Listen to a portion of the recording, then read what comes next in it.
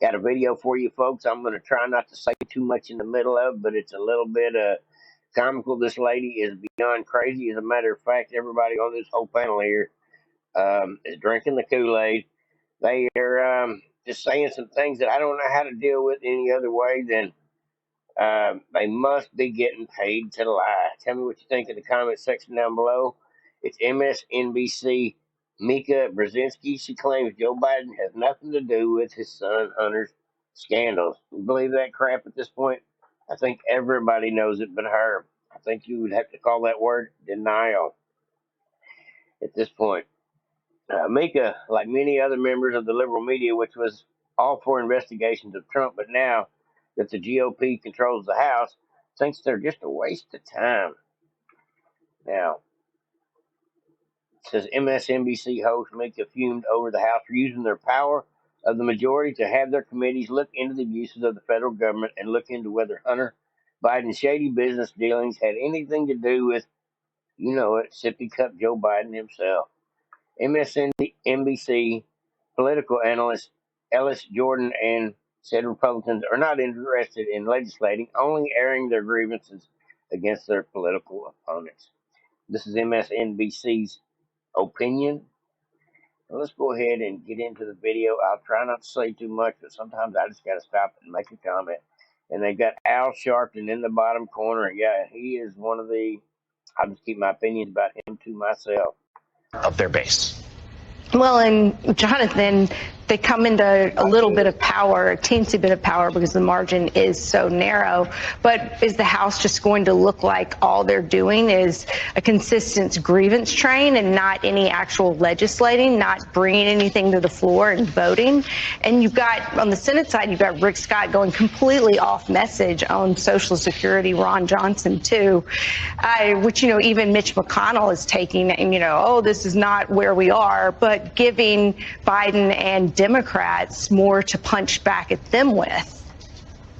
Yeah, I mean, I'm going to add to that description of yours, Elise, grievance train. I mean, they're adding to their grievance train for sure. The obsession with Hunter, for whatever they might find, is, I think that's going to backfire as well. This is President Biden, who is extremely well liked, who, you know, many believe has accomplished something in his first 2 years. And I got to stop her right there. Anybody that says everybody knows how well Joe Biden is liked, anybody that ever says that to you, you know they're lying.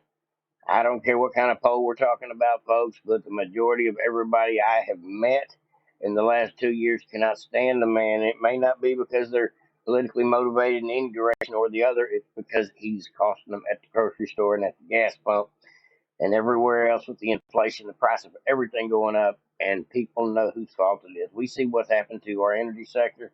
We see what's caused this open border situation, the drug fentanyl situation.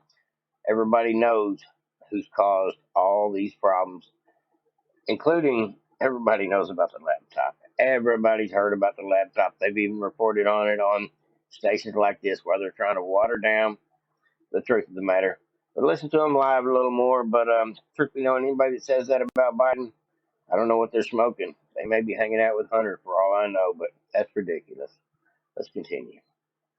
Of office, and they're going after him with such vigor. I'm not sure that's a good look for them. While their former president, they literally closed their eyes, put blinders on to an insurrection. I just don't know how that will translate, and I think we learned in the midterms that the American people are clued into democracy matters.